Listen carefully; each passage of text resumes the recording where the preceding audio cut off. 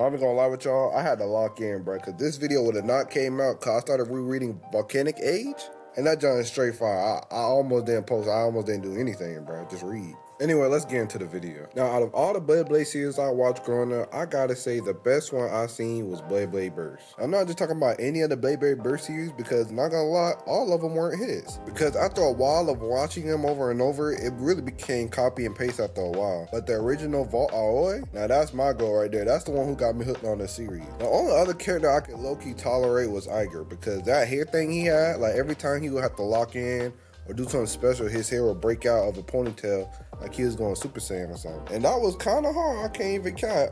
But Vault was just a different character to me. And before you try to bring up Metal Fury to me, just know that you better have some good evidence because to me, Metal Fury just can't hang with Burst. Only thing I could really give to Metal Fury that is better than Burst is that the antagonists and the fights because they was really getting down. Like them Blade battles didn't just affect the Blades, it affected the Bladers too. And them boys would faint, blow up, and probably even die. Like bro, ain't no way they getting continuously sent through cement walls and they're literally kids, man. Like, how are they surviving that? I know Beyblade training ain't doing all that for them. Like, bro, this man was literally turning into a dragon. Like, what is Metal Fury even about, bro? So I gotta get everything else to Beyblade Burst Evolution. And the reason I always like that Beyblade Burst better than Metal Fury is because instead of like cracking or just the Beyblade stop spinning, the Beyblade would burst. You fighting your hardest and your Beyblade just explode in front of thousands of people. Like, that's really the ultimate defeat. Like, you can't even argue nothing. Your Beyblade literally couldn't take it and blew up. So to me, you really got only two options.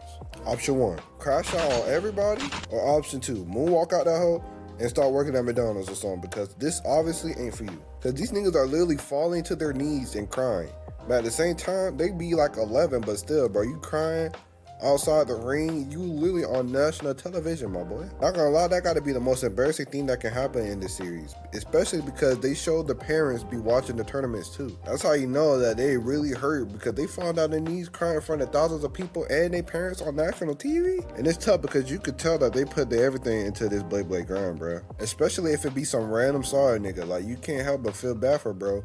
But he got the default design, so you already know he finna lose. Especially if you get a quick backstory. And honestly, I had to say Beyblade Burst had way better characters than Metal Fury. Because me personally, I like Vault's cast way more than I do Jinka's. Because they had way colder side characters like Louis, Xander, Shu, and one of my favorite characters, Free. And they really hold Free like they did Itachi, because he should have been running a Beyblade game with Fafnir instead of Vault's mentor, because honestly, he really just became a stepping stone, and even though that did progress the story and help Vault learn some new things to bring on with him, which I really didn't like, but at the same time, I still liked Vault's character. He wasn't like a bad MC, so it wasn't really that big of a deal. Because in Metal Fury, honestly, it was only really two dudes that was running a Beyblade game, which was Jinka and Ryuga. That's why I like Beyblade Burst more, because it's more balanced in my opinion. Like, Vault can't just join the tournament and win that whole with ease, because it's always a cold dude somewhere, whether it's one of his friends from the past, an enemy from the past, or a nigga that just came out the jungle randomly. Which is why I really just like the character development of the characters around him